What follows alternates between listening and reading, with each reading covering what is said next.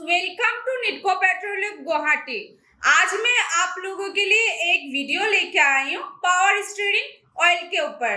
तो चलिए चेक करते हैं। आपको दिखाई दे रहा होगा इस टाइप का आएगा डब्बा के कलर आएगा red and back side front side का बात करते हैं तो ATF लिखा रहेगा, TQ लिखा रहेगा। अगर हम बैक साइड का बात करते हैं तो इस टाइप का बैक साइड आएगा, MRP लिखा रहेगा और हम लोग जो सोशल प्लेटफॉर्म में एक्टिव रहते हैं उसका पिक्चर रहेगा और निटको का एम्बोस्ड क्या रहेगा बैक साइड में भी एंड फ्रंट साइड में भी। तो चलिए अभी उसका क्वालिटी चेक करते हैं। कैप में भी स्टिकर ऐसा रहेगा, निटको प्रिंट क्या रहेगा। तो चलिए उसका क्वालिटी देखते हैं।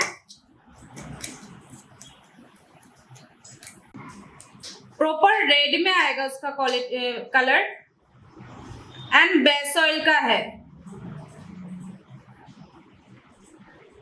एंड पैकेजिंग का बात करें तो आपको 500 ml एंड 1 लीटर का अवेलेबल मिल जाएगा। ये है पावर स्टीयरिंग का क्वालिटी।